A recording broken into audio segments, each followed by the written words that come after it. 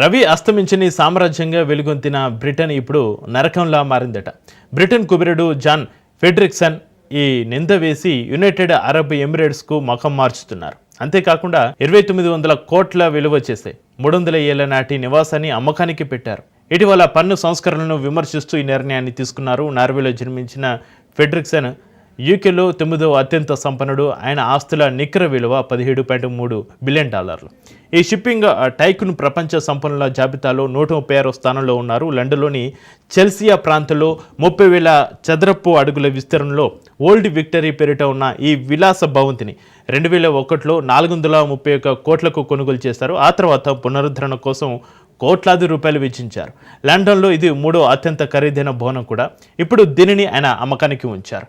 ఆ విషయాన్ని వెల్లడిస్తూ మీడియాతో మాట్లాడిన ఆయన పాశ్చాత్య ప్రపంచం పతనం వైపు ప్రయాణిస్తుందని వ్యాఖ్యానించారు. బ్రిటన్ నరకంలో మారిందన్నారు. ఇక లండన్లోని తన సంస్థ కేంద్ర కార్యాలయంలో కార్యకలాపాలను నిలిపివేశారు. బ్రిటన్ను సంపన్నులు వేయడం ఇదే మొదటిసారి కాదు. బిలియనియర్లు, మిలియనియర్లు ఇక భారీ సంఖ్యలో ఆ దేశాన్ని వీడుతున్నారు. 2024లో 10,800 మంది మిలీనియర్లు ఇతర దేశాలకు ముఖం మార్చారు. అంతకుముందు ఏడాదితో పోలిస్తే ఆ సంఖ్య 157% అధికం.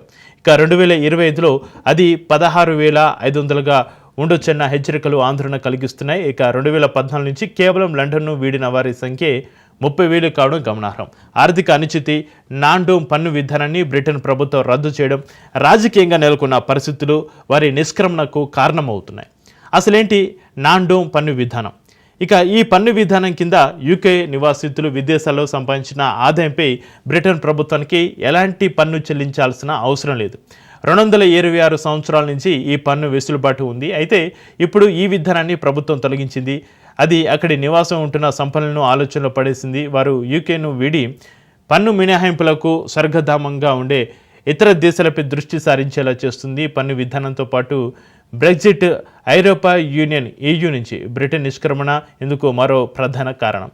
దానివల్ల ఏర్పడిన ఆర్థిక అనిశ్చితి, పౌండ్ బలహీనపడడం, EU విదేశాల్లో పర్యటించాలన్నా కూడా కఠిన వీసా నిబంధనలు అనుసరించాల్సి రావడం వంటివి ఇబ్బంది పెడుతున్నాయని విశ్లేషకులు వెల్లడిస్తున్నారు.